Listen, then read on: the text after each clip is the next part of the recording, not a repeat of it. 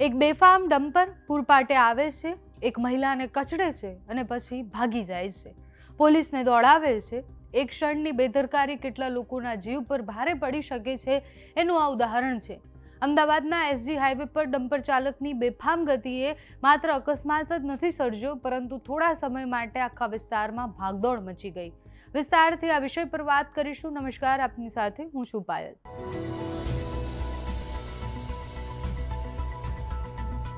અમદાવાદના SG highway પર ધોળા દિવસે ફિલ્મી દ્રશ્યો સર્જાયા, જ્યારે બેફામ સ્પીડે દોડતા એક ડમ્પરે મહિલા કાર ચાલકને ટક્કર મારી.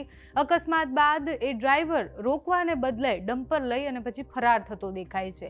જે માહિતી મળી છે એ પ્રમાણે જગતપુર 4 રસ્તા નજીક ડમ્પર ચાલકે એક કારને ટક્કર મારી. ઘટનાના જેટલા પણ સાક્ષી લોકો છે કે પછી સ્થાનિક લોકો છે એ બધાએ એ ડમ્પર ચાલકનો પીછો કર્યો. પોલીસે પીછો કર્યો, એ જીવ બચાવવા માટે દોડ્યો અને એ ડમ્પર ચાલક જે અકસ્માત કરીને ગયો હતો એ વધારે ઝડપથી એસજી હાઈવે તરફ દોડ્યો ગયો. ડમ્પર લઈ અને એસજી હાઈવે ચઢાઈ દીધો અને એના પછી એની પાછળ પોલીસ પડી.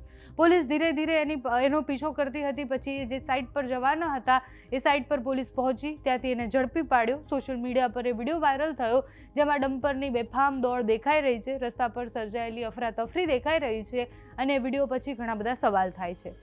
એસજી હાઈવે 1 ટ્રાફિક પોલીસે વેલારામ કલાસુઆ નામના ડ્રાઈવરની ધરપકડ કરી. તેની સામે ભારતીય ન્યાય સંહિતા એટલે કે BNS તેમજ મોટર વ્હીકલ એક્ટ હેઠળ ગુનો પણ નોંધી દીધો. અલગ અલગ કલમો પણ લાગી ગઈ. અમદાવાદમાં છેલ્લા કેટલાય સમયથી બેફામ ડમ્પર અને ભારે વાહનોના કારણે અનેક અકસ્માતો થઈ રહ્યા છે. આ એક અકસ્માતની ચર્ચા થઈ, એ દ્રશ્ય જોયા એટલે આપણને ખબર પડે કે ડમ્પર ચાલકો કેટલા બેફામ બન્યા છે. પણ હું પોતે આ વિસ્તારમાં રહું છું અને સતત આ વિષય પર ધ્યાન રાખી રહી છું અને ખબર પડે છે કે રોજ આટલા બેફામ ડમ્પરો આવે જ છે, એ બેફામ રીતે ચલાવે જ છે અને એમને રોકવા માટે કોઈ જ નથી હોતું. રામ રાજ્ય પ્રજા સુખી જેવી અત્યારે રસ્તા પર જઈએ તો આપણને ખબર પડે કે સ્થિતિ થઈ ગઈ છે. ડમ્પરો બેફામ ચલાવે છે અને જો આ ડમ્પરોને રોકવામાં નહીં આવે તો આપણા અનેક પરિવાર વિખેરાઈ જઈ શકે છે. હવે જ્યારે આખા સમાચારની વાત કરી રહ્યા છીએ તો થોડા નિયમોની પણ વાત કરી લઈએ તો આપણને પણ ખબર પડે કે આ મોટા વાહનો માટે નિયમો શું છે. તો અમદાવાદ સહિતના મોટા શહેરોમાં ડમ્પર, ટ્રક અને અન્ય ભારે વાહનો માટે સામાન્ય રીતે ટ્રાફિક પોલીસ અને સ્થાનિક તંત્ર દ્વારા ખાસ નિયમો છે, જે ચોક્કસ નિયમો સમય અંતરે બદલાતા જાય છે. સમય મર્યાદા શું હોય તો પીક આવર્સ દરમિયાન ભારે વાહનોના પ્રવેશ પર પ્રતિબંધ અને એની પર મર્યાદા મૂકવામાં આવી છે. નિર્ધારિત રૂટ છે એટલે ડમ્પર અને ટ્રકોને ચોક્કસ માર્ગ પર જ ચલાવવાની મંજૂરી છે. પ્રતિબંધિત માર્ગ પર તે પ્રવેશ કરી શકે નહીં, પરમિટ જરૂરી હોય છે. સ્પીડ લિમિટ પણ હોય છે. ભારે વાહનો માટે અલગ અલગ સામાન્ય રીતના ગતિ મર્યાદા નક્કી કરવામાં આવી છે. ઓવરલોડ પર પ્રતિબંધ છે.